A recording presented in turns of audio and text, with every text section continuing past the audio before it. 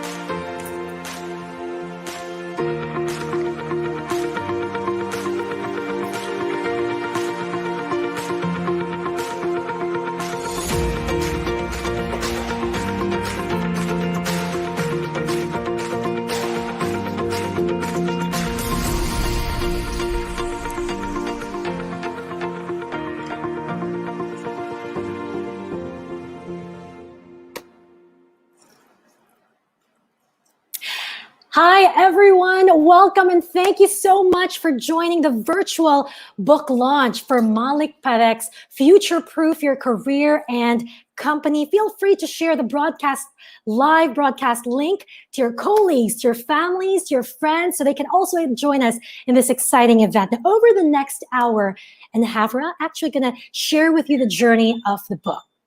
This book right here, from the inception to the completion to ranking up to be the #1 new release on Amazon since it was made available for pre-order last October.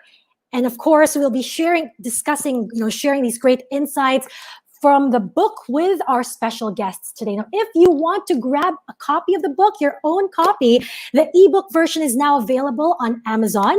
It will also be available in paperback and hardcover on Amazon within the next 7 days. If you live in the Philippines, here's the great news. You can actually buy the book directly from the author himself. All you have to do is email info@maulikparekh.com. I'm also very excited to share with you that we're actually giving away 10 free copies of the book to 10 pre-drawn lucky winners from those who registered for this event. So stay tuned because we're going to be announcing the winners in batches all throughout the program. Plus, we'll have a short question and answer portion towards the end of the program. So please join the discussion. If you have questions, tell us how you feel. Tell us what you want to know more about the book or the author. Just simply type them in the comments section below. So I think we're ready to get the ball rolling. At this point, I'd like to introduce you to the man of the hour, the reason why we're all here this morning. Now, prior to his entrepreneurial and literary adventures, and we really mean adventures, he was an award-winning CEO of global companies like Inspiro, formerly SBI Global. He holds an international MBA degree from the Thunderbird School of Management in Arizona. He is a highly sought-after keynote speaker here in Asia. Without further ado, I am pleased to introduce you to the author of the book, Futureproof Your Career and Company. Ladies and gentlemen, let's all welcome Mr. Maulik Parekh. Hi, good morning, Mimi. How are you doing?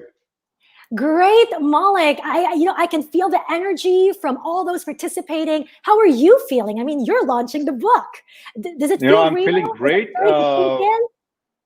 It is starting to sink in, and I'm really feeling great because Mimi, we got family and friends joining from around the world to support this event. Folks joining from the US. Imagine it is their Friday night, and Mimi, when was the last time on a Friday night you wanted to attend a book launch? So clearly, these people are doing it out of their love for me and the book. So I really appreciate it. We got some people from Latin America joining us as well, from Argentina and Uruguay. And believe it or not, Mimi, it's close to midnight. Now, the good news is these people, their nightlife starts at 1 in the morning. So I'm not worried too much about them. But my hello to Martin Sukari and many other friends joining from that part of the world.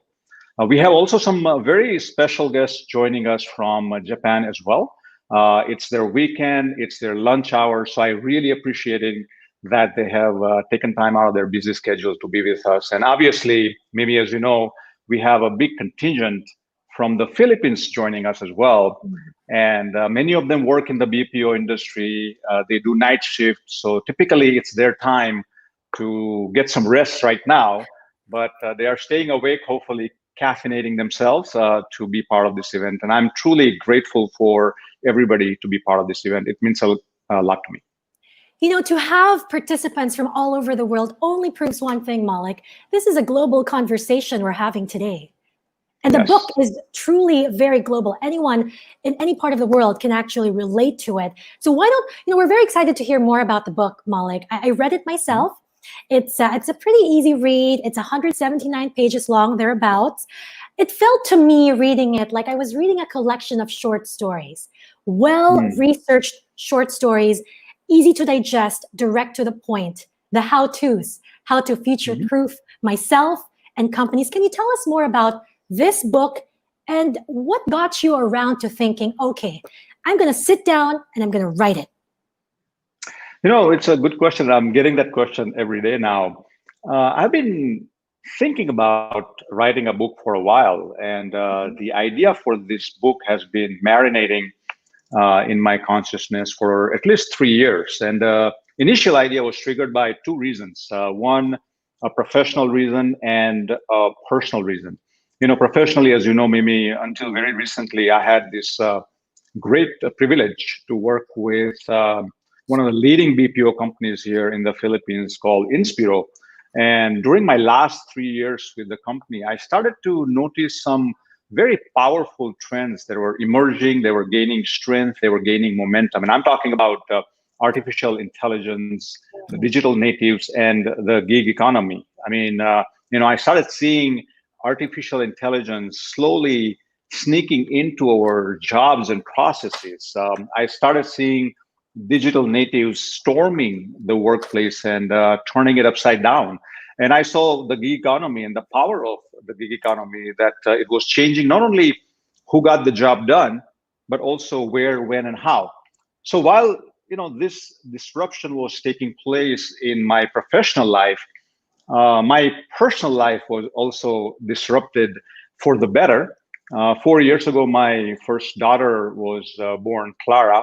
And maybe that really changed everything for me, because my relationship with future became more meaningful. Before that, I would only think about the future when I was putting together a 5-year strategy plan, or a 5-year sales forecast, or the business expansion plan.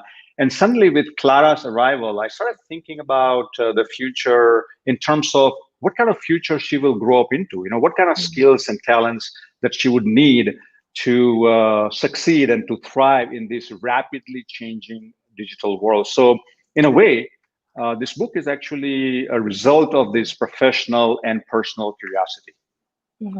Maulik, I have a curious question, because I noticed how the book was not me, me, me. I mean, in fact, aside from, some personal stories that you shared, you mostly cited, famous Hollywood personalities or an iconic brand, famous global leaders. Was that a deliberate decision to do that? Yeah, I mean, if you look at the introduction itself, Mimi, it basically says that the book is anchored on humility. And my beautiful, the most popular quote for myself in the book is that the future belongs to those who are humble and who are learn it all. And the future punishes the people who are know it all, and they have that hubris about them.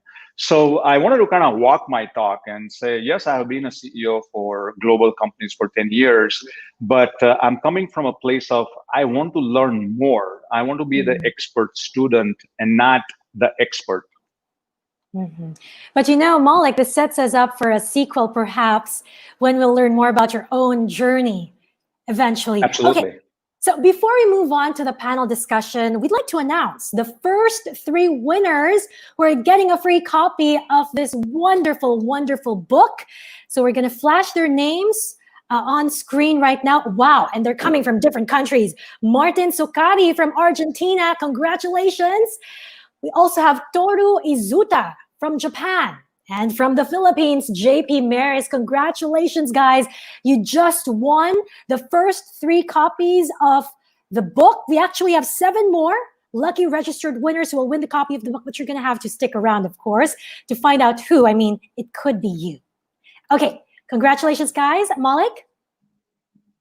Hey, good to see my friends winning this free copies. It feels really good. And I'm actually excited about, getting the show on the road. We have some very special guests. I'm not sure whether we have MVP online already, and if we should be already. I think, is he? I am. Okay, let's. Oh, hi. Okay. There we go. Before we bring in MVP into the conversation, Maulik, I just have to ask you this. I mean, what was it like when the MVP got back to you and said, Maulik, I like the book. I like it that I'm going to endorse it. And out of my crazy busy schedule, count me in. I'm going to be at the launch. What was it like? The only thing I can tell you is that it's just my good fortune. I must have done some really good karma in my past life to have MVP endorse this book. And I have to tell you, I mean, I have had the great privilege and a good fortune of working for MVP for 4 years. And I look up to him as a mentor. I saw him during that time, how hard he works, 24/7, 365.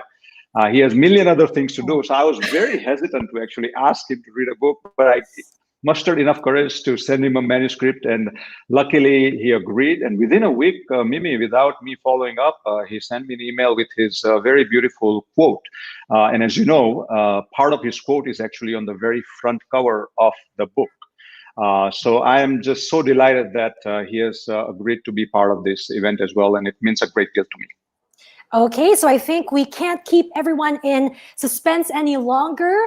Joining us today is one of the most respected business icons in the Philippines. He is a Filipino businessman and a sports patron. He is the managing director and CEO of First Pacific Company, a Hong Kong-based investment management and holding company with operations all throughout Asia Pacific region. He's also First Pacific's chief executive for the group's investments here in the Philippines, such as Metro Pacific Investments Corporation, PLDT, and Philex Mining Corporation. Without further ado, ladies and gentlemen, let's all welcome Mr. Manny Pangilinan. Hi, Good sir. morning. Good morning. Good morning, Mimi. Good morning, Maulik. And thank you for having me this morning with you. Thank you. Okay. Thank you very much, MVP, for being with us. I have no prize. You gave away 3 prizes. You didn't get any. We've got 7 more. You never know. You might just be picked, MVP. Okay, so I think that we have a few questions for Mr. Pangilinan. So I guess I want to start, sir, with, 2020 has been one for the books. You've got the pandemic, one monster storm after another. And it's all about, this is a time when we think about how do you really future-proof your company. So I guess that we're all interested. How do you future-proof the MVP group of companies, and how closely tied or dependent is that future-proofing of your company to the future-proofing of the country, the Philippines? Well, I think it's tied together, to the extent that Philippine businesses can future-proof their operations, their activities. I think the country would be so much better for it, no? Insofar as future-proofing businesses are concerned, I think you have to talk about individual companies. There's no general principles except to examine the 3 forces that Maulik so well articulated in his book, no? AI, the digital pivot, which is, we were at the cusp of it actually before COVID struck, and now that process of migration to digital is being accelerated. And number 3 is the workforce, the influence on how people work, what Maulik calls the freelancing. See, I reread the book again last night. Okay, I'm very curious. I worked hard for him. Okay, MVP, I'm very curious. You're into. But we ask each business for them to continue to be an inhabitant of our investment portfolio. They have to show us. They have to show me how they can pivot digitally and future-proof their own business. For example, the hardest hit of our businesses were the transportation-related. The light rail system won because the government simply shut them for several months. So, understandably, it's like airlines when you get shut down, no revenues, right? But also the tollways got hit pretty hard in April and May, but they've recovered now. But I told them, you have to find ways to future-proof your business so that we could believe that there's permanence in our portfolio. And I think it's going to be tough in many ways. As Maulik noted, the future is uncertain, but it is boundless, no? So therein lies the challenge of management, and it won't be easy. It won't be easy. Mm-hmm. Manny, you're into so many industries, as you mentioned. You're into power, you're into water, infrastructure, hospitals, logistics, media, mining, and telco. It seems today many of your businesses are in the we can't live without it industries. I'm very curious how the thinking goes. How do you choose which industries to enter and which games to play? And how do you decide, maybe I'm not going to get into this? Yeah. Beyond the cachet of infrastructure or utilities, no? As you said, it addresses the basic needs of our people, power, water, etc. And I think that's one of the lessons of COVID. I think it's if businesses, if they're going to pivot at all, they should look at the basic needs in the first instance, the basic needs of our people. Telco services have now become an essential to people because work from home, and when you spend most of your time at home, you're looking for something to do, and that's basically your cell phone or your television set. No, the internet therefore has become essential to lives and to work. No, so we're looking at continue to look at the basic needs of our people, and one of the major ones, two of the major ones, I would say, are food and logistics. I mean, the COVID vaccine of Pfizer, whilst it's 90% effective, the handling of it, the logistics part of it, is very, very delicate. It has to be stored in minus 70 to 80 degrees Fahrenheit warehousing, and it should be transported, of course, in cold storage vans. And if you go beyond that range, the shelf life of the vaccine is only 3 to 4 hours. So it's a very delicate vaccine, and therefore the handling is the logistics part is essential to if we're to deploy that vaccine. There could be other vaccines less delicate than that, but this one appears to be the most effective so far. No? Yeah. Will you be playing a role in the logistics and distribution of the vaccine here in the Philippines? Well, we have a logistics business, and Yes. we're preparing for that. Yes, we are. No, Okay. even the Okay. AstraZeneca, I understand it must be between around 4 degrees centigrade of temperature. No, yeah. Okay. Aside from the logistics, I wanted to talk about telco because right now this is your business that's front and center today. PLDT is embarking on an ambitious plan to roll out 5G and other new technologies. I know that you usually get asked about the rollout details, so I want to pivot my question to when you talk about future proofing, Manny, and in your own personal strategy and business style, do you think it's important to be the first mover, the first one to try it, the first to risk it? Or do you think sometimes it's better to come in second because you come with a benefit of knowing what happened to the first? There's always this, the early bird gets the worm, but the early worm gets eaten. So which one? Well, I don't think it is a fixed rule that you must be first or you must be second. So it's really, I know I'm not giving you a satisfactory answer. It depends, right? Or broadly, the Japanese, what they did was to copy, remember, other people's products, particularly the Western American products. In the case of 5G, I think it's good to be the first because the impact on how people communicate and the impact of eventually when it's fully built and fully deployed, the cost of delivering the broadband services, particularly to the home, will be cheaper. That's our sense. It gives us huge capacity, broadband capacity that can be delivered to the lower income segments of our society. You may be first in 5G here in the Philippines, but when you look at the global picture, would you say we're still catching up? Because China, 5G is old news in China. China's talking about what, 6G or whatever G there is. Well, we went to Korea. I was in China late last year. I tasted the experience of 5G. It was quite good. Korea was also quite good. However, no extensive use cases. And I've been reading articles about the Chinese customers not quite happy with 5G, so they're looking at 6G. So we haven't fully built 5G, and here we go looking at 6G. In fact, when we visited Huawei about a year ago, they did say they're looking at 6G already. So, well, it's that constant change, which again is noted in Maulik's book. No, that's going to happen. So, as he said, or as Maslow said, which Maulik quotes, either you grow into the future, or you go back to the past and become extinct. I don't think we want to be extinct, right? Of course. Manny, on a more personal note, people say someone's made it when they're referred to by their initials.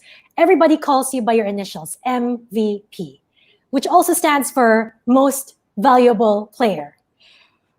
I'm very curious to know, do you always feel like the most valuable player? Do you always feel like you're on top of the game? Your highs in your career, in your life, are publicized, but we all know it's the lows that truly make the man. Could you, if it's all right with you, share with us some of your non-MVP moments and what hard lesson you've had to take from that experience, if that would be fine? My did you say MVP moments? Maybe one of them is N- when we Non-MVP moment. non-MVP. Well, my best Yeah. non-MVP moment is hiring Maulik into SPI, right? So I don't know what that was a mistake. I'm kidding.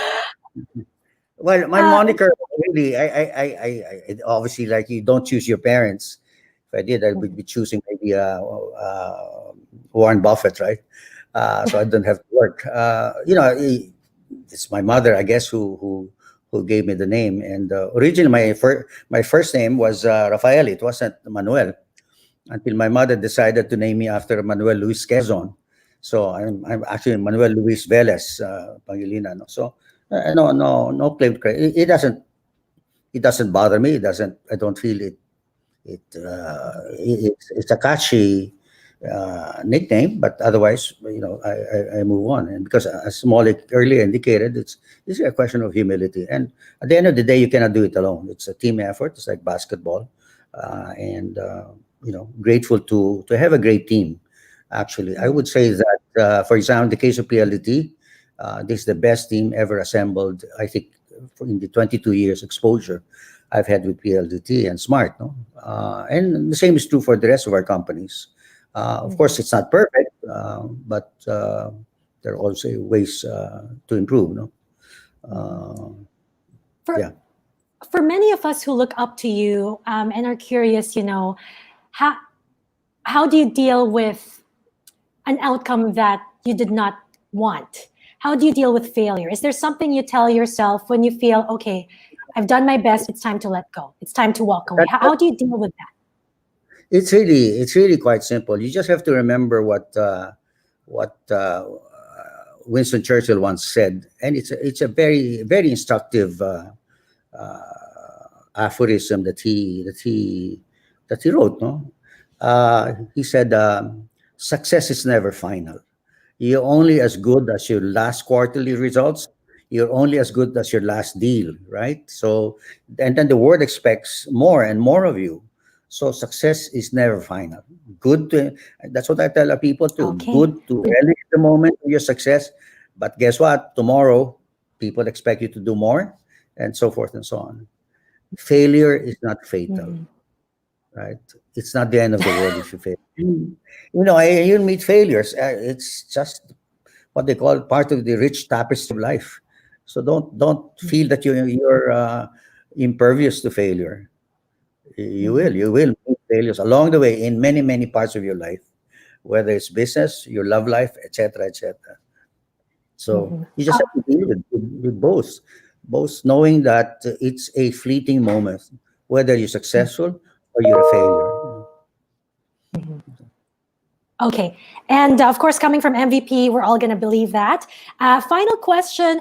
You read the book. In fact, your quote is on the front page of the book. You said, "This is an insightful book crafted by a practitioner. It is practical, helpful, and powerful." Just very curious, Manny, what is the part that deeply resonated with you? What's your favorite part of the book? Well, it's in many respects, most of the chapters of the book are insightful. So it's hard to pinpoint a single chapter Mm, that rises above the rest. But I would say that I'm glad Maulik's style is short, not long, simple and not complex, which he said in his book as well. No, so I'm glad he did that. His style is readable. I would say, if you were to press me on that question, it's really the beginning when he showed that he's human too by referring to his first daughter, born in 2016, and that how mm, changed his outlook in life and led him to write a book. So I said, "Oh my God!" And then the last, of course, when he summed it up and tried to look into the future. No? which I think is under these times is very challenging. No, so yeah, I would pass the book around. In fact, we should buy more books. Yeah, right, Maulik? Okay, I think Maulik is smiling and nodding his head. MVP, thank you so much for joining Thank us this morning. I know it's so hard to pull you. I mean, you don't just pull MVP to any event, but I'm glad that you made it today. Thank you. Thank you. Okay, so I guess it's time to bring Maulik back into the conversation. Maulik? Maulik, you That was amazing. amazing. MVP. He's going to buy lots of copies hold... of the book. You better be ready. I love it. I love it. He has thousands of employees here in the Philippines. So I'm going to make a call right after this event is over. I have to tell you this funny story, Mimi. Right after he sent me his quote, he sent me an iMessage saying, "Hey, congratulations, Maulik, for writing this book. And by the way, I did not know that you were such a deep thinker." So I took that as a compliment at that time. But it made me realize that what kind of perception I am giving to people. So I'm trying very hard, Mimi, in this event to come across as a deep thinker. I hope it's working. It is working. It is working. A deep thinker, but as someone who is able to present these deep thinking into, bite-sized, understandable concepts. I think that's the whole point. That is the goal. Okay, so Maulik, let's talk about your book. This book right here, Futureproof Your Career and Company. Because in your book, you mentioned about 3 powerful and disruptive forces nourished by the digital revolution, gaining momentum and expected to peak over the next decade. Number 1, can you tell us why you chose these 3 forces and how you think they're going to change the future of work? Sure. So one of the reasons I chose these 3 forces because they are siblings. They, as you mentioned, they are born out of the digital revolution. And if you look at them one by one, you will realize how powerful they are. So let's start with artificial intelligence, for example. According to a recent McKinsey study, up to 375 million jobs are at risk globally because of artificial intelligence and automation over the next 10 years. Most of the jobs would have to learn how to partner with AI, and many more jobs will have to figure out how the job profile and job descriptions will change because of AI. So it's going to change the way we look at work in the next 10 years. And we need to really understand how that would impact our lives, our professional lives, particularly. If you look at the digital natives, look at some of the statistics. By 2030, the last batch of baby boomers will reach the retirement age of 65. And at the same time, the 2/3 of the global workforce by 2030 will be made up of millennials and Gen Zers. And that's a paradigm shift for us because so far we are used to looking at this young and scrappy, headphone-wearing, TikToking, Snapchatting generations as interns and entry-level employees. But very soon they're going to start rising through the ranks, and they would be occupying positions of power and influence. And we must understand what motivates them, what they value in their lives, so we can partner and we can better work with them. And if you look at the third force, the gig economy, it's, in my opinion, probably the most powerful force because it's about our innate desire as human beings to crave freedom. That is such an unstoppable force in the world. If you look at some of the numbers, by 2030, 50+% of the US workforce will be participating in the gig economy. That number is around 35% today. So obviously, as you can see, it's a pretty remarkable growth over the next 10 years. That growth rate would be even higher in countries like India and the Philippines. And something else that we need to keep in mind is when we think about the gig economy, we generally think about the Uber drivers or the virtual assistants or the dog walkers per se.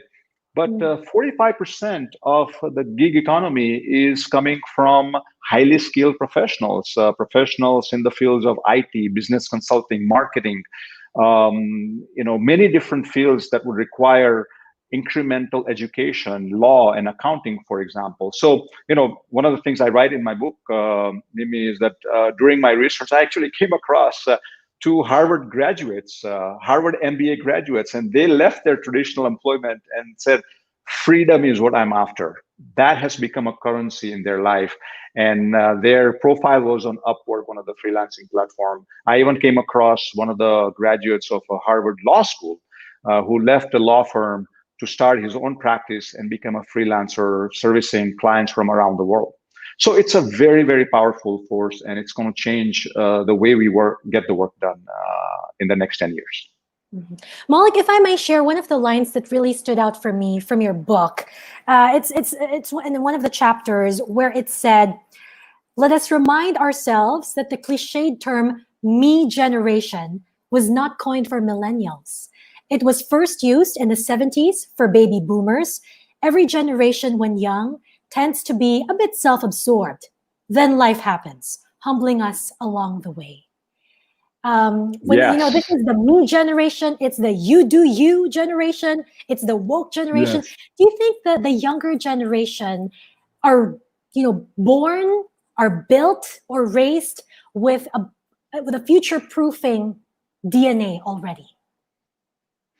Well, especially with the digital natives, we are talking about Gen Zers and millennials. Look at how they are raised in their life. By the time the first batch of Gen Zer became 10 or 12 years old, they already have a smartphone in their hand. And then every 2 years, they saw the smartphone upgrading. Every year, they saw Siri and Alexa becoming smarter, faster, better. Every year, they saw internet speed connectivity becoming better. I mean, we may not feel it nowadays here, but it's a fact. So from their perspective, the way the world works is everything gets better, faster, smarter, upgrades, and it repeats. So they are the best people to lead us into the next 2 or 3 decades because they understand digital revolution inherently because they were born into it. That's the life for them. So we need to really take advantage of that. We need to ensure that we are optimizing that skill set they bring to the table. So that's millennials, Gen Z, and the Generation Alpha, the even younger ones. Okay, Maulik, it's time to announce the next batch of winners who are going to get a free copy of this bestseller, this book. Okay, so we have Melinda Bubbles de Leon from USA, Xuan Wang from Singapore, and Hazel Camacho from the Philippines. Truly a global audience. Congratulations, guys. Please, we're going to let you know the details on how you can claim your books. We have, okay, so that's 4 more. We have 4 more free books to give away, so you're going to have to stick around for that. Again, we're also having a short Q&A portion with the author and special guests. So please, do join the conversation. Type in your questions, your comments on the comment section below. Now, for our next portion of the program, we're going to be joined by 5 special guests who have had firsthand experience leading thousands of people as they steered their companies in disruptive industries. Now, each of them was also given an advanced copy of the book and are going to be sharing their insights from the book. So our first panelist, we'd like to introduce her, has more than 20 years of management, marketing, and operations experience building strong online brands for both major corporations and startups. She is the CEO of Green Fig, an Oregon-based company that fills the gap between universities and businesses by offering skills development program for what they call the technologically able but codeless professional. Let's all welcome Sarah Leone. Hi, Sarah. Hi. Sarah, hi. Hello, how are you? Sorry, I had to unmute myself real quick. No, great to have you. So looking forward to the conversation. Let me introduce the second panelist. She has over 25 years of experience working in the IT and global business services industries, where she held numerous senior management positions. She is SVP for People and Culture at Workfront, a leading provider of cloud-based enterprise work management solutions. Now, before that, she was actually Vice President of Talent Management and Chief Diversity Officer for Pacific Gas and Electric Company, and VP for Business Transformation Practice at Oracle. Let's all welcome Laura Butler. Hi, Laura. Hello. Great to How see are you? you. I'm so happy to be here. Okay, you've got exciting conversation coming up, but first, our next panelist, a recognized industry leader and pioneer. He has served as president and CEO of the IT Business Process Association of the Philippines, IBPAP, and currently is the chairman of the Board Executive Committee. He's also the president of the Contact Center Association of the Philippines, or CCAP, of which he is a founding board member. Ladies and gentlemen, let's all welcome Benedict Hernandez. Hello, Mimi. Good to see you again. Congratulations, Maulik. Looking forward to the conversation. Okay, so let's now move on to our fourth panelist. Is actually from the same industry. She is the Chief Strategy Officer of ERC, an international BPO and full service provider for every aspect of the customer life cycle. Prior to her ERC stint, she was VP for Business Development of Task Us and Customer Experience Executive for Sykes. Let's all welcome Stephanie Todd. Hi, guys. Hi, Stephanie. Hi, it's great to be here. Okay, so last but definitely not the least, joining us is a human capital and BPO operations professional oriented to strategic management delivery processes, seasoned leader with an extensive track in managing big-scale Latin America projects, strategic and tactical planner, and international consultant, co-founder of Scale Up Business. Ladies and gentlemen, let's all welcome Paula Vogliato. Hi, Paula. Hi, everybody. How are you? I'm very glad to be here. Okay, so Maulik, take it away.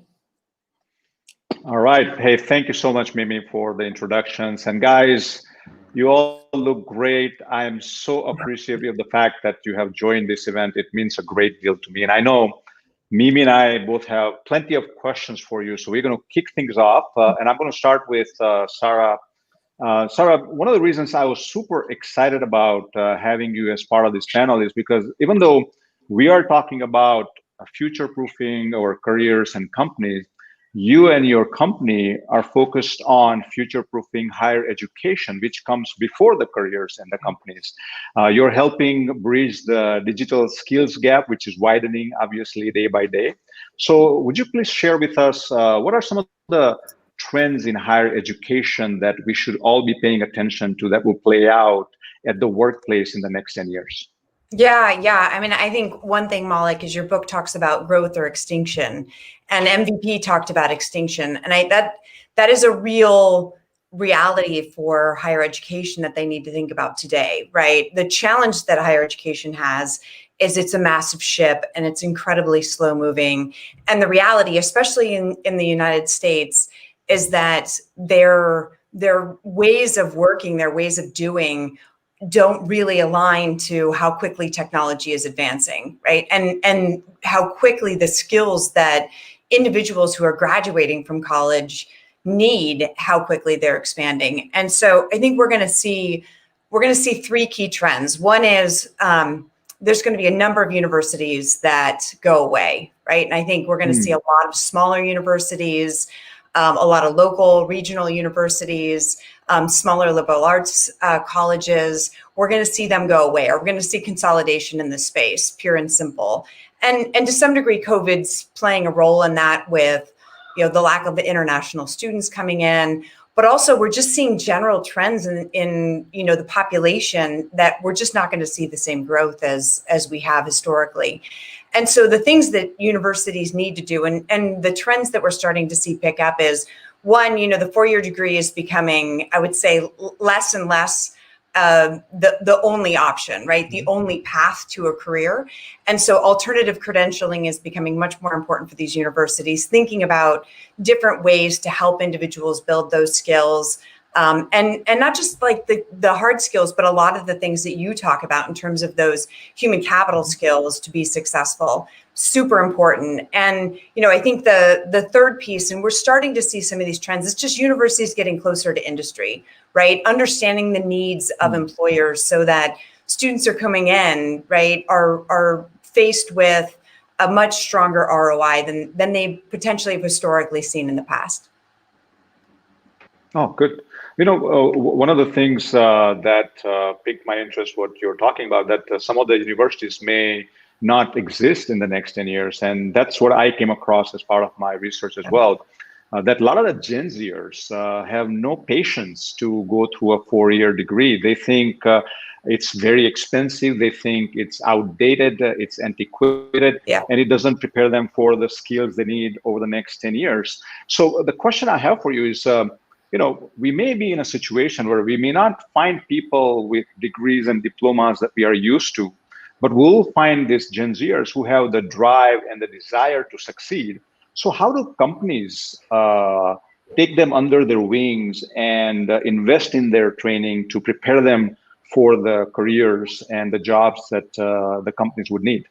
Yeah, it's interesting. We're definitely seeing a lot of trends in that space in terms of obviously boot camps or other alternative education platforms that enable that. I think, the reality is we're still seeing, when you look at the overall trends, the number, so the percentage of, say, graduating seniors going to college it's still really high, right? We haven't seen that drop off start to necessarily become a reality. I think we absolutely will, and it's going to become much more important for the companies to really start to think about how they develop those programs, right? And they're not 6 month programs, right? These are apprenticeship programs, things that we've seen be really successful in other areas in the past. I think those types of programs we're going to see become much more prominent on the company or industry side of things. And we're starting to see that with companies like IBM and Google,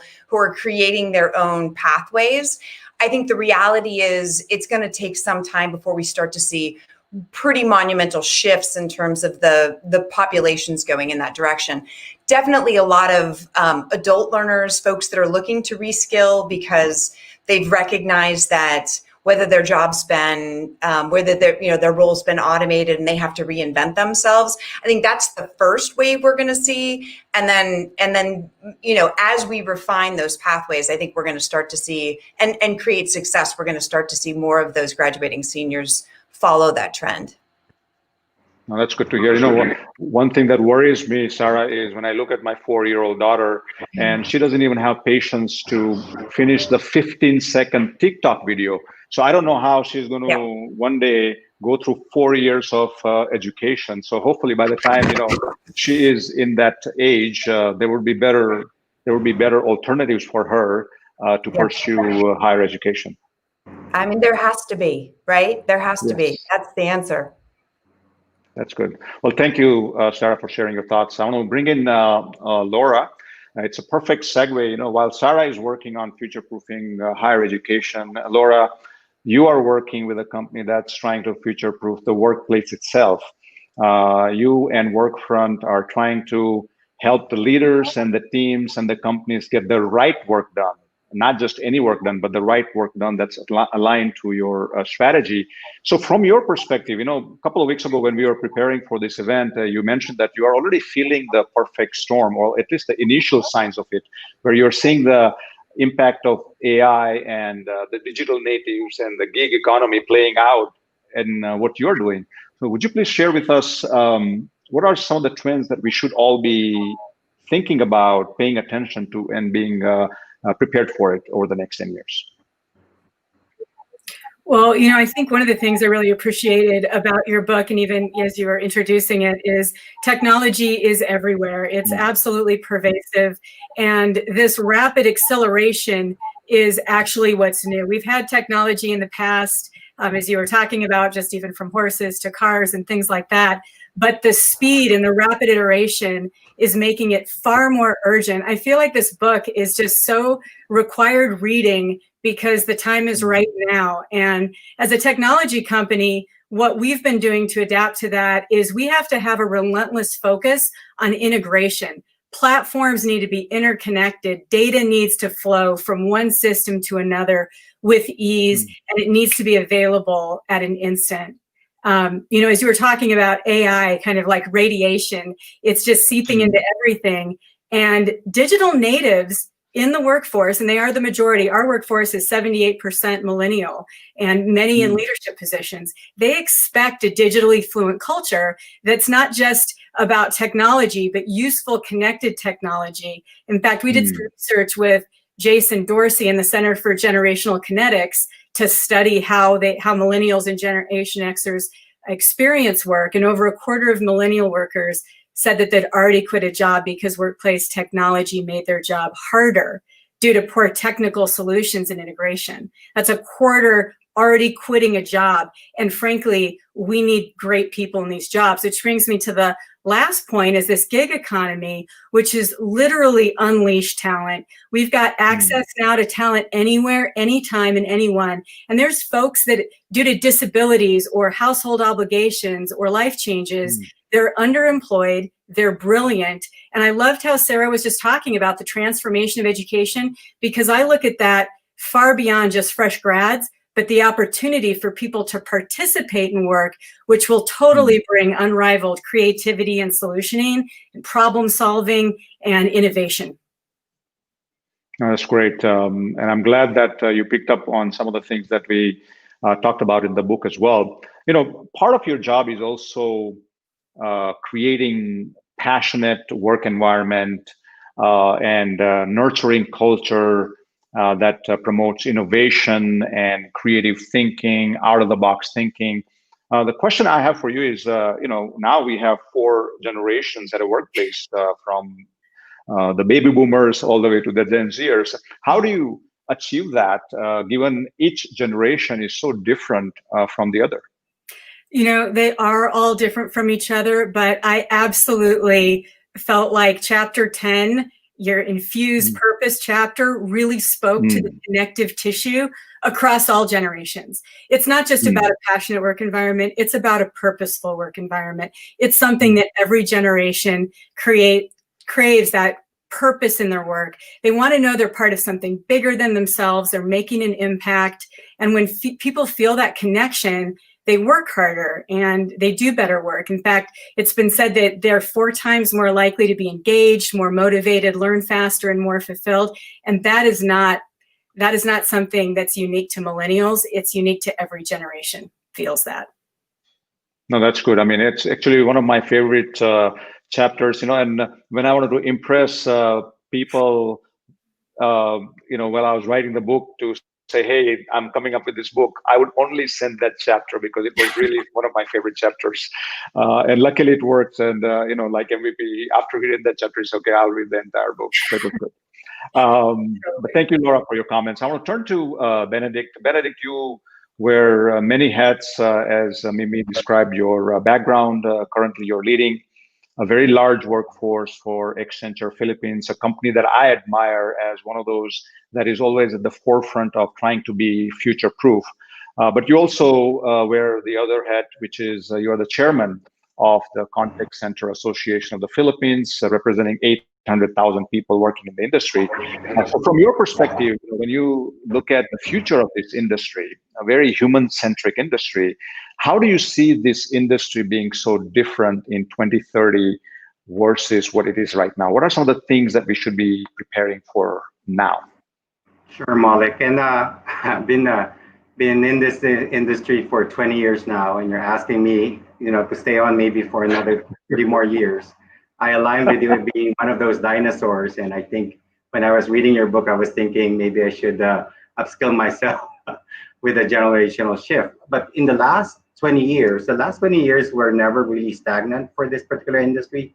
It has moved through stages of evolution, from the original outsourcing, offshoring, to, you know, trying to do things just faster and better.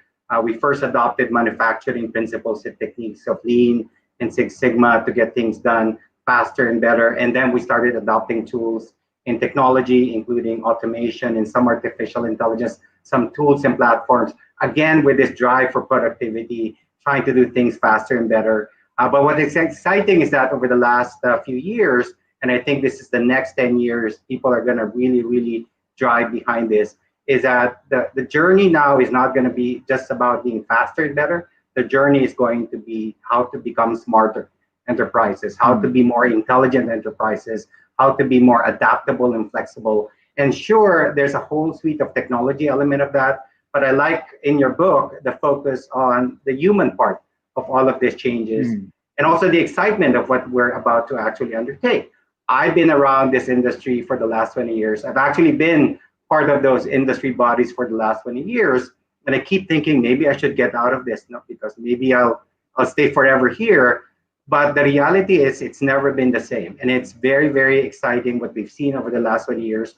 I think the next 10 years is even going to be much more exciting as we try to figure out how do we actually not just go faster and better, but drive more intelligent way of doing things in our business. No, by the way, so first of all, let me make it very clear, Benedict, that nobody in the Philippines is going to allow you to leave this industry. So you're married to it for the rest of your life. The question, I have, Benedict, is about upskilling and reskilling, right? I mean, you and I have both seen how the countries like Philippines and India have created a very large workforce by creating this partnership with the government, the academia, and the private sector. But clearly, what we have trained our employees for over the last 20 years may not be enough for the next 10 years. So when you look at the next 10 years, what are some of the skills that we should be upskilling or we should be reskilling our employees for? Sure. And part of what got me excited in working in our industry groups for the BPO and the contact center sector has really been the opportunity to work with government, the educational system, the enterprises, to do that connections and alignment so that we can get people who are finishing their courses much more better equipped to actually have higher recruiting pass rates, better performance on the job, and longer tenure on the job. So similar to what Sarah was actually reflecting on in terms of, how do we look at education? And I take a look at it in terms of outcomes. Now, what outcomes do we want from it? And how do we leverage the work we do with the ecosystem so that we can actually match the effort to what we desire from an outcome, from a skills perspective. However, I would tell you that, recently what I've been reflecting on is I'm going to stop. I'm going to quit doing this push the educational system, push the enterprises to the changes, because I think the real answer is going to be a pull. I think it's really how do you spark that curiosity and passion in our people so that they become just voraciously interested in learning about technology. But I don't think we can lead them to actually just learn technology and be interested in natural technology if they're not. So I like the focus on purpose as well, because I think it needs to be linked to a purpose. I think if we can imagine technology as a way to innovate and make better the way we work and live, I think people are going to be much more excited. I think we sometimes make it a little bit difficult for them to understand how will this impact me. I like your book because it's very relatable. People can really figure out, okay, this is how it's going to impact me. It's very practical what I can do. But I think the time is now to shift to how do we get them just excited? Because I think there is enough inertia and enough willingness in the educational system among the enterprises to feed what is required by the new talent. But I'm not seeing enough, right? The grounds of passion in the workforce to say, I want to do this. I want to change the world. I want to change the way we work and live for the betterment of the community. Mm-hmm. No, that's an excellent point. And I know it's going to be a journey. We have been successful for the last 20 years. And I have no doubt with leaders like you in the industry, it's going to continue to grow by double digit for the next 10 years. And I will bring in Stephanie. Benedict talked about how do you prepare this large workforce for the next 10 years. You are the Chief Strategy Officer for ERC BPO. And I don't envy your job. I don't know, how do you ensure that your company is not just relevant today, but also 5 years and 10 years down the road, especially in this very volatile and uncertain, complex, ambiguous times that we are living in. So could you share with us, how do you strategize for the next 10 years? How do you prepare your company so that it remains relevant for the next 10 years? Yeah, I mean, it's incredibly difficult to plan 5 or 10 years down the road because we've seen how much unpredictability there is even in a month, let alone 1 to 5 years. I think even, you state in the book, the future is turbulent, right? So it takes a lot of creativity, forward thinking, passionate leaders, and usually crazy ideas to plan for the future.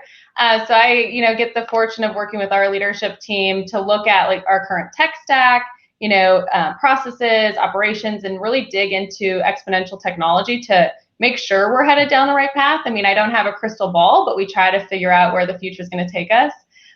So at ERC, we, make it our business to continue to educate ourselves, kind of what, Benedictine was saying too, in terms of, getting passionate and excited about the future and understanding tech and getting our team, completely aligned toward, for our company, we have a moonshot of automating 50% of all of our current manual efforts, not to necessarily get rid of people, but to make their jobs more valuable. So instead of taking a lot of those kind of basic questions that are, in the BPO business end up being more of a cost commoditized play, more of a cost driver, it's really making our people feel more valuable because they're having more, intellectual conversations with people. So we have a full-blown AI ecosystem. I know it's super buzzy right now too, right? It's some great content coming from your book. We've just continued to invest portions of our revenue back into the business. So, we've tripled our tech stack and believe, like you say, that, it's not only, AI and machine learning is not only current, but it's critical to the future landscape, right? So we are making lots of mistakes along the way, but that's how we feel like we continue to get strong and separate ourselves. No, that's good. One of the exciting things about writing this book was coming across some amazing research done about why certain companies succeed in innovation and why some fail. I would love to get your thoughts because you've been trying to, infuse innovation in the various companies that you work for. Why do you think some companies fail at innovation and some succeed? What are some of the things that we should all keep in mind while we are on a journey to become more innovative? Yeah, I mean, I think, most companies fail, I think, because they just don't know where to start. They end up in decision paralysis. It's scary. It's unknown. So I think, all AI and, machine learning tools are at various points in that hype cycle. And we don't have a full plan or vision, which I think just becomes a detriment to success. Another reason I think is because of uncertainty and then R&D budgets, right? So most companies aren't willing, I think, to take a risk, or risk a large part of their income to the unknown.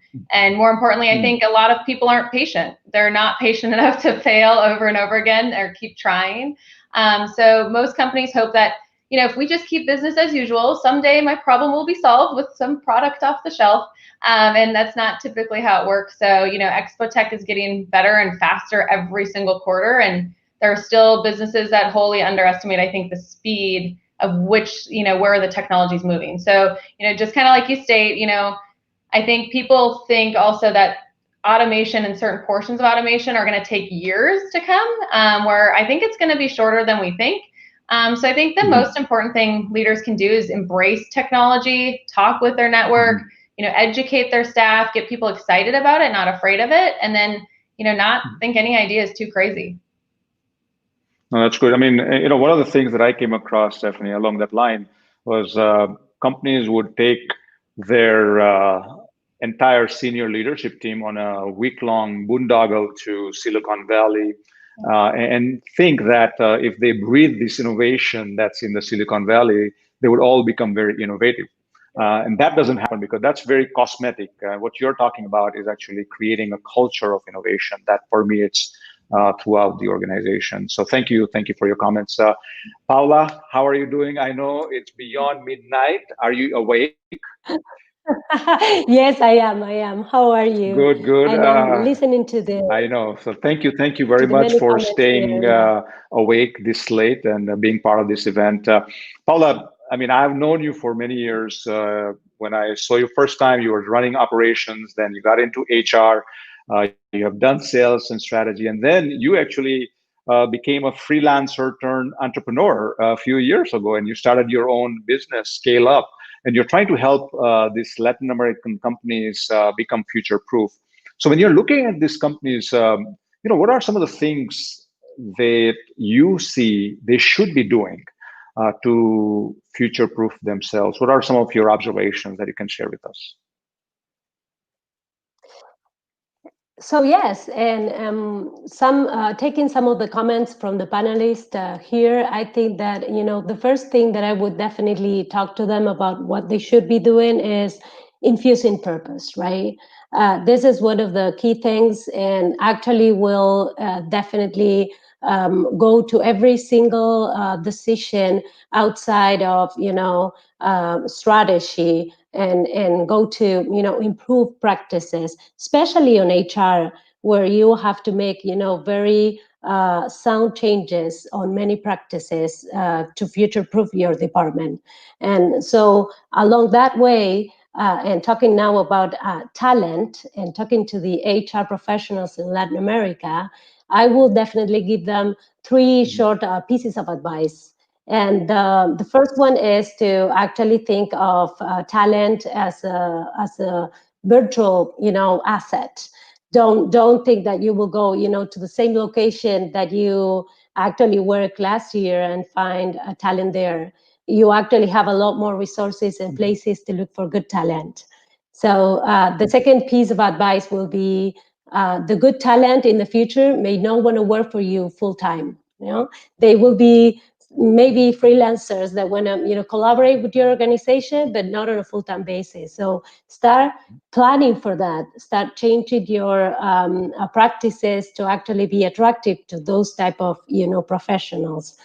And the third and last will be actually work on with the data science mindset. Start working on structuring your practices so they give you data that you can actually translate to business goals once you know what's your purpose. So those things I think are very practical and absolutely meaningful for Latin America today. Okay. And are the two factors, I know AI is obviously global, it's a technology that permeates throughout the world, but are the digital generations and the gig economy, are those factors as powerful in Latin America as well as I see here in Asia, in North America? I see, they are on initial stages, but they will become very powerful. Actually, as digital natives come into the market, they will be definitely pushing companies to hire them in a freelancer mode or methodology.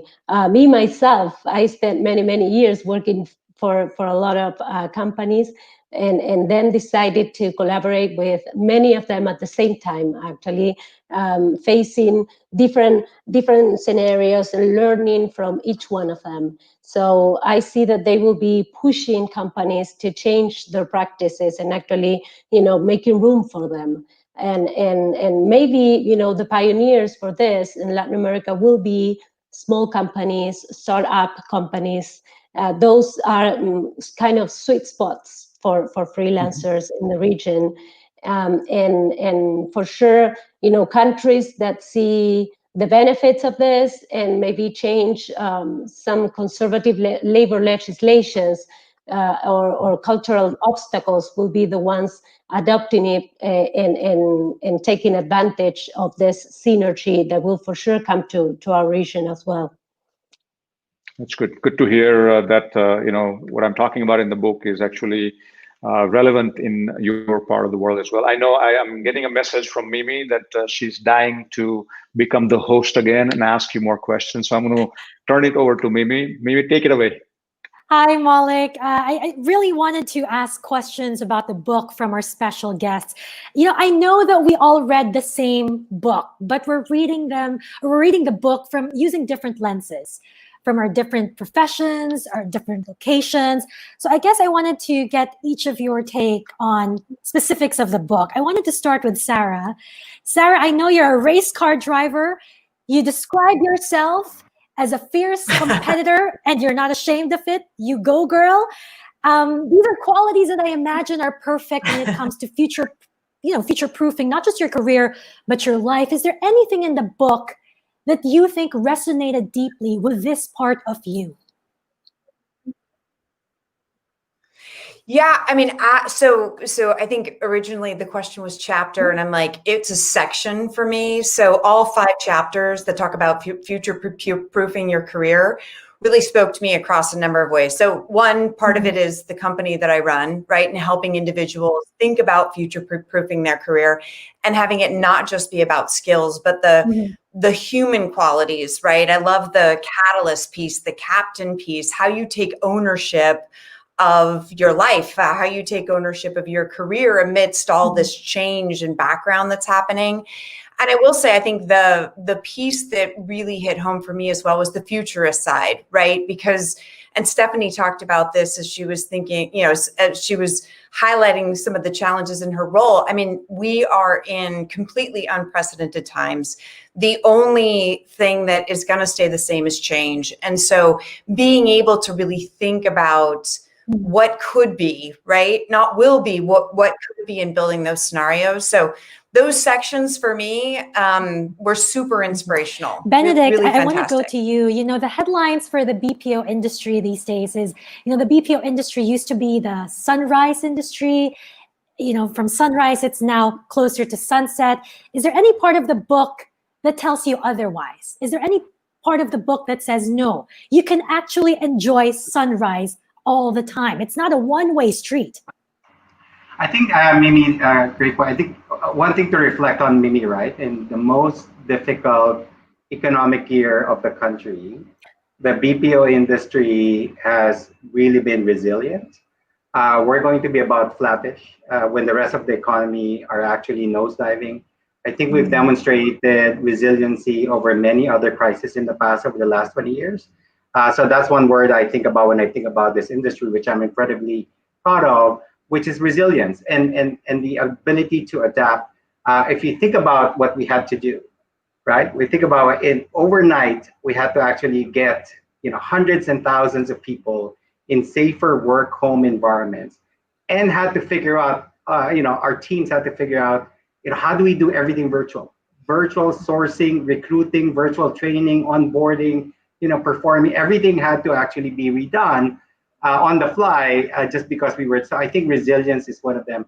I do think there is going to be a more significant wave of change that's coming over the next 10 years. And we got to watch out for that. We're either riding that wave or we're going to be actually impacted negatively by that wave. And that's why I think, you know, the tools and the opportunities for the workforce and the teams and the enterprises to actually pivot and be in front of that wave and ride it is actually there. And it's all about, you know, do we have the desire and the passion and the focus to actually pivot to that? So that's my take about, you know, the industry. It's very relevant to what Maulik has been sharing, because a couple of times he would reference his experience in this particular same industry, how it's a ground zero for all of these shifts. And it's been fascinating to actually sit here and see the waves of change over the last 20 years. And I continue to be passionate about, okay, how are we going to maneuver this for the next 10 years? I think there's a lot to watch for the next 10 years, but we've been very successful and resilient over the last 20. Okay. Paula, I wanted to go next to you and ask you, if you have an extra copy of this book, to whom will you give that book to and why? Wow. Well, I'll for sure translate it into Spanish. Oh, for sure. The first Maulik thing. will be glad to hear that. That would be a good advice, because of course, I have an extensive network in Latin America that they will be absolutely very glad to receive all that wisdom and make sure that they put it into practice in a very, you know, diverse region like Latin America. You have many businesses that will be benefited from it. But is there one person that you personally know, a name that comes to mind that says, okay, this guy needs this book. This guy needs to read this now. Is there? We won't tell. You can tell us. No. I think that people that I definitely look after, I will definitely call and ask them to get a copy and read it, because I think that they will be tuning in with the message. Okay. Laura, hi. I wanted to go to you next. Is there any part of the book that intrigued you? What intrigued you the most? You know, a part of the book that raised a lot of questions, that made you think, the thought-provoking section. Yeah, I feel like what was great about this book is that it really was taking some historical elements and showing how those are showing up today. And towards that end, there was this quote in the book that just really stopped me in my tracks. And that was to be defined by the timeless versus the temporary. Be defined by the timeless versus the temporary. And why that spoke to me is because there were great examples in the book, like Blockbuster versus Netflix and things like that. But really, this is, to me, really resonated about relationships, that at the end of the day, in this connected universe we're in, that's all digital, collaboration and relationships are timeless. They're key to get work done. Even this book launch and playing the long game with relationships and networks. And it really caused me to pause and reflect and think about how that's showing up in all of the trends. That's great to hear. Okay, I actually saved the hardest question for Stephanie. Great. and we don't need to put pressure on Maulik with this question. But Stephanie, having read the book, what do you think should Maulik write about in the sequel?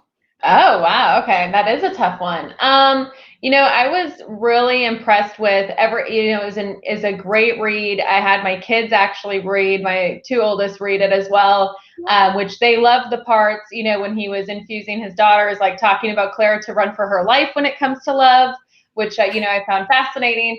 But, I think looking at the future, because everything changes so fast, I think what we think, kind of to what Laura was saying, I think what we think is history, that's already 10 minutes ago, an hour ago. So what's changing in the landscape is happening so fast that continuing to relate with, the constant change and evolution, I think, it'd be really interesting to see the continuous data and results we're seeing and where we think things are heading and where they're actually ending up.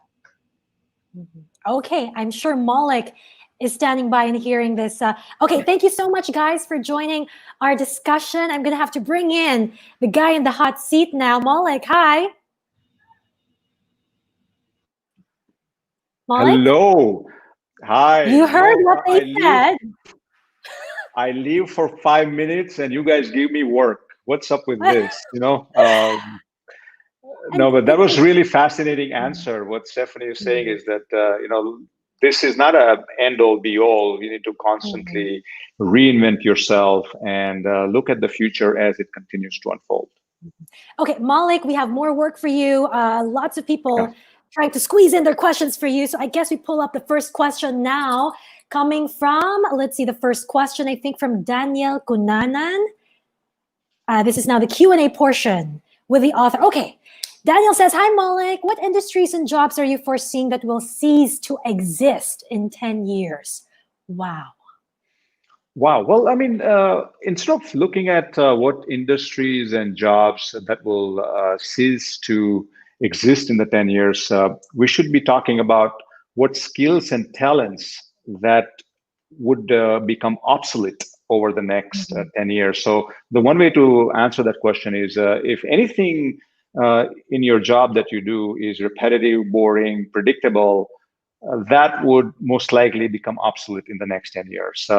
If anything you do as part of your job has a very well-defined objective, and there is a large historical data that you can pull data with and train out the AI algorithm with, that part of your job could become obsolete.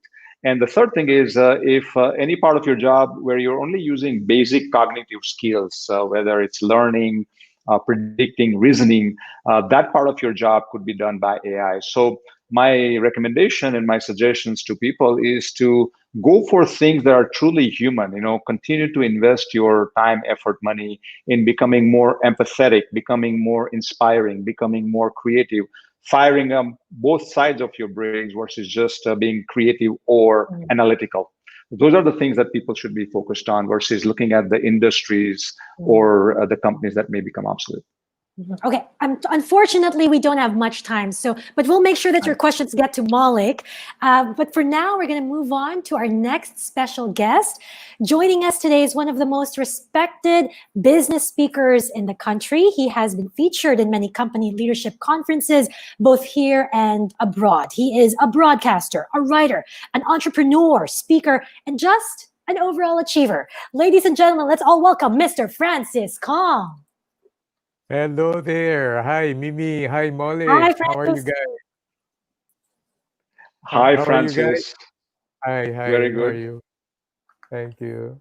Thank you So, for having me. Francis, thank you so much for being part of this event. I know you are extremely busy.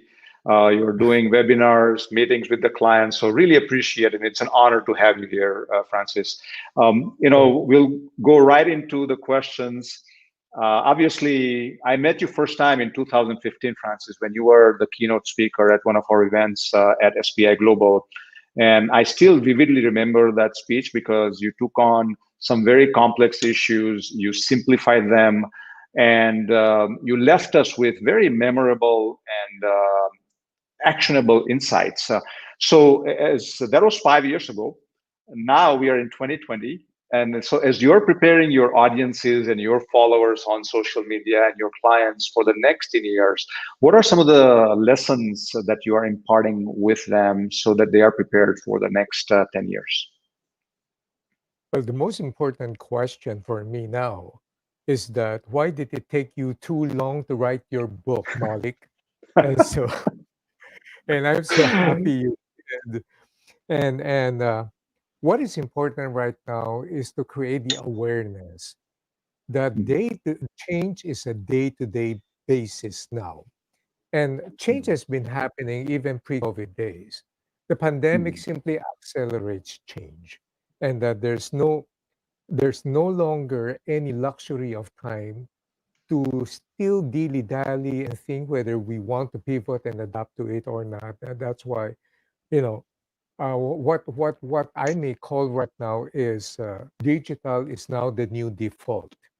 And the pandemic has caused a digital surge.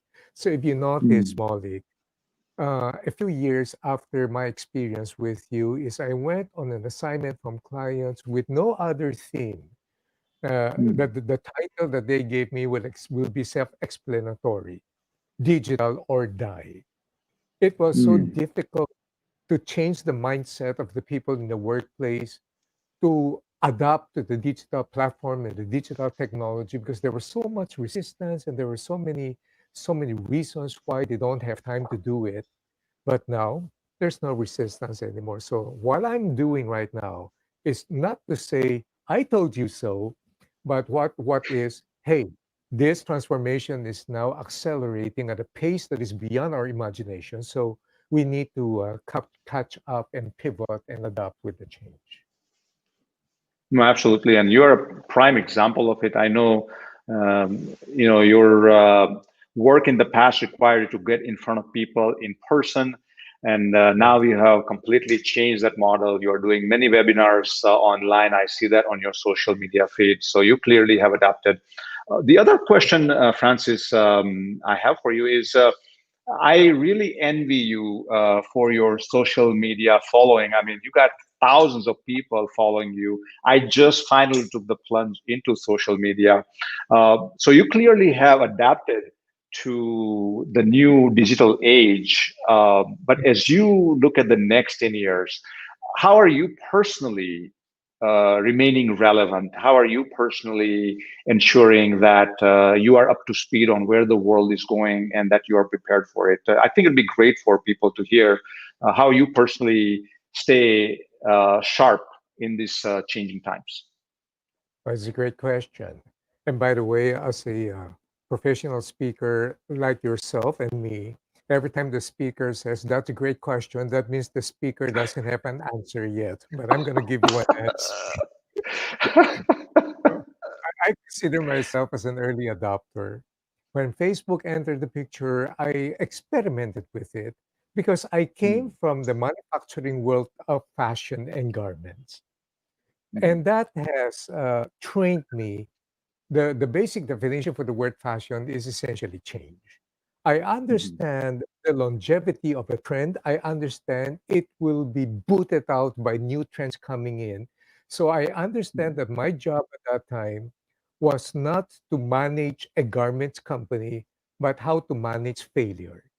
For every 10 pairs of jeans that I come up into the market, I would expect about 7 pairs of jeans to fail. But the 3 pairs of jeans that will make it to the market is more than enough for me to recover and make a little profit. So I understand that I need to adopt even long before this technology happened, even before the iPhone was invented. So that put me in a time frame of experimenting with all kinds of technology. So I entered the game earlier.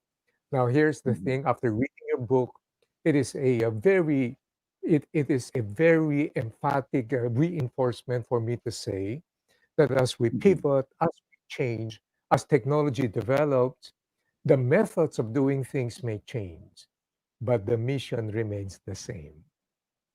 And so what I've been doing before in the analog world until now in the digital accelerated world, it's still the same. Providing information, educating people, inspiring them to become better in terms of their lives and in terms of their work. So that is, I think, somehow connected to the early. By the way, you have a brilliant members in your panel who discuss very beautiful things I was listening to. That is the purpose. The core purpose never change, although the methodology changes. Yeah. No, I love it. I like the takeaway from your conversation that method may change, but mission must not change. Mission can remain the same. So thank you so much. I know Mimi is dying to get into the action here and ask her some questions as well. So I'm going to pass it on to Mimi. Thank you, Maulik. Francis, just one quick question. In your review of the book, and I want to read it, you said, it is one of the rare gems that comes along as you would smile, laugh, contemplate, arrive at many aha moments that will educate and prepare us to explore and exploit the future. Could you share with us just one of the biggest aha moments that you've had with the book? There are many aha moments from that book. And by the way, Mimi, glad to have you here. And, when Maulik turned over the microphone to you, I was nervous because I would have said, Mimi, we're friends, all right? Be kind to your so the aha moment I had was that when Maulik was able to demystify AI technology, he presents it in such a way so that it doesn't scare people. In fact, the aha moment was for me to improve the way I present also by not scaring people with too much technical terms that might make them feel that, oh, I'm old for this, I don't know, the technology is for younger people, which is not true. As a matter of fact, I forgot to tell Maulik this, just to show you proof that old people, old geezers like me, can still be updated with technology. It is because the lockdown has already convinced all of us that even senior citizens can do TikTok, all right? And so the aha moment for me was, hey, Maulik is able to demystify technology and injects a little bit of lightheartedness, humor, which is intelligent, not shallow humor, and that spur and encourage the people to think. And so that aha moment means to me a lot. So he was able to explain technology in a very relatable way. And of course, the part that touches my heart immensely is when he talks about his experience with his own daughter and what it was like to grow up to be. And that part resonated with me the most. Because the future is where we're going to be. And the future is going to be the world where our children will be. So that part is very important. Okay, Francis, thank you very much. I totally agree with what you said. But what I'm taking away from this conversation, things to do, look for Francis Kong on TikTok. I'm going to find you. I'm not there. Thank you very much. Not yet, but you never know. Thank you. Thank you, Francis, for joining us today. Okay, so so I guess we bring back Maulik into the conversation. Hi, Maulik. Are you on TikTok? Hi. I'm not. My daughter is spending hours and hours watching it, and I'm genuinely worried about that. Okay, final question to wrap the discussion, Maulik. You have been described as a change evangelist. Okay, Maulik Parekh, the change evangelist. Number one, is that an accurate description? And number two, what has been your most personal change or the biggest change that you've had to deal with personally? Because future proofing Sure. is about being able to adapt. Go ahead. Yes. No, I mean, very recently, actually, I have had, as I mentioned, a great privilege and a good fortune to work with one of the best teams in the BPO industry at Inspiro and SBI Global. And I did that for 10 years. I find myself very lucky to have that opportunity. But I also got to that point towards the end where I knew that unless change happens in my life, I may not stop growing. I may not continue growing. So it was not a change that was forced upon me, but I decided that it's time for me to close one chapter and start a new one. And believe it or not, even though I have been thinking about writing this book for a very long time, the impetus to actually sit down and write did not happen until the day I left that responsibility with this great company called Inspiro. So sometimes change happens to us and we are the recipient of the change. But sometimes I think as people, we need to really go out and embrace change ourselves. So we need to go out and put ourselves at the edge of our own comfort zone before the change pushes us. Because when the change pushes us, it's that journey between the center of our comfort zone to the edge is the most painful part. So if you are living at the edge of your comfort zone to begin with, then life is not that difficult. Okay, Maulik, your book spoke to me with this line, and I hope to read it back to you because this is how I'm sure a lot of us see you today. When you quoted Rumi that said, "You are not a drop in the ocean, you are the ocean in a drop." Maulik, thank you so much for this book, for the lessons, and thank you. Congratulations for the launch today. Thank you very much, Mimi. And if you allow me, you're the host. I just want to say a quick thank yous to obviously all the people who have survived the last hour and a half with us. I really appreciate all of you being part of this journey. It means a lot to me. I also want to thank my wife, Tanichi. She has been part of this project from day one, not only when I was writing the book, but also after I finished writing the book. A lot of people, Mimi has asked me, who's doing your PR? Because you are everywhere. And the answer is Tanishi. She is the one. I had an easy job of writing the book, but she actually did a lot of the groundwork and the heavy lifting. I also want to thank the likes of MVP, Mimi, and Francis Kong, Ken Tuckman, Chad Carlson, very powerful figures and CEOs of very large organizations. They took time out of their busy schedule to read the book and then give me an endorsement. It really meant a great deal to me as a first-time author. There is a group that I also want to mention here, Mimi. I call that the group the Advanced Copy Review Group or the Beta Group. The likes of Mike Duplessis or Drake Shergill, Paula Vogliazzo, Xuan Wang. All of these people were receiving the chapters as I was writing, and they were giving me feedback. And based on their feedback, I was able to make changes in the second and the third edition. And the book would not be possible without the incredible input that I received from this very diverse group of people.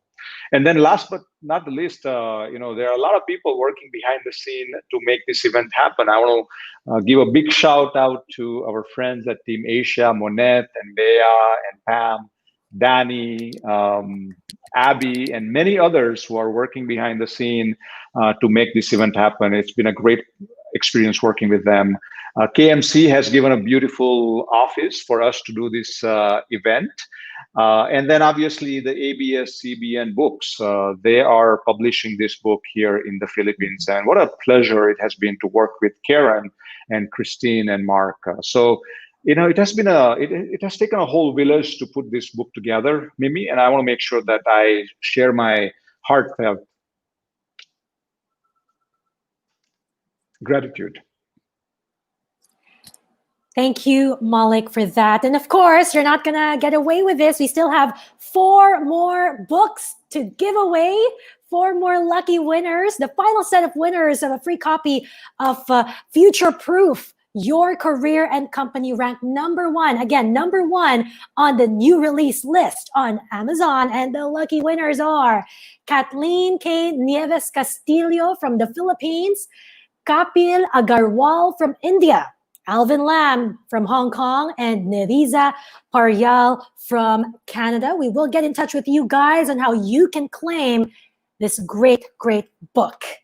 And so I guess that wraps up our book launch for today. Again, for those who would like to read the book but didn't win the raffle, don't worry. You can grab a copy of the book, available now as an ebook on Amazon. It will be available on paperback and hardcover on Amazon within the week. Now, those living in the Philippines, this is the perfect time to connect to the author, buy the book from the author himself. Simply email info@maulikparekh.com. And you know what? Due to popular demand, we're actually going to be extending the discount for 24 more hours. So do grab your own copy. What are you waiting for? If you want to stay ahead of the curve and flourish in the future, get your copy now, as in right now. Again, thank you to everyone and enjoy the rest of your day. Congratulations, Maulik! From your dream team. Hey, Maulik, congratulations on your book. Good luck. Hey, Maulik, congratulations on this wonderful book that you have written. You have done something that most of us can only wish for. All the best. Congratulations, Maulik! Congratulations, Maulik. Again, congratulations. Congratulations! Congratulations, boss! Yay. Good luck. Congratulations, Maulik. Congratulations, Lola Maulik, on the launch of your first book. And I'm sure it's not going to be the last.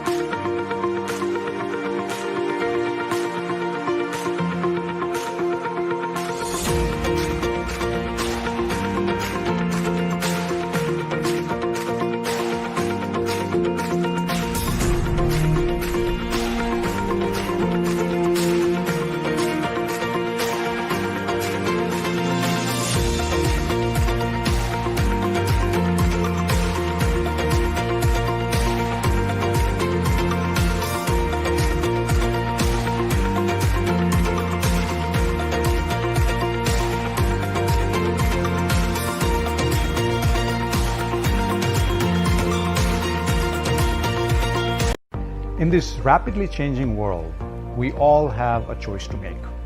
Either we future-proof ourselves or we risk becoming extinct.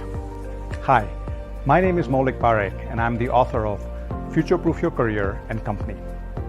There are 3 very powerful forces shaping and influencing the future of work. Artificial intelligence is infiltrating our companies and our jobs. The digital natives are storming the workplace and turning it upside down. The gig economy is changing not only who gets the job done, but also where, when, and how. If you look at the news headlines, you will see companies and even industries becoming obsolete. You will see jobs and skills becoming irrelevant. And what is so alarming is that the rate of this disruption is gaining speed, gaining momentum. So the most pressing question facing our leaders today is, how do I future-proof my career? How do I future-proof my team, my department, my company? Well, this book has all the answers that you're looking for. So go on Amazon and grab a copy today.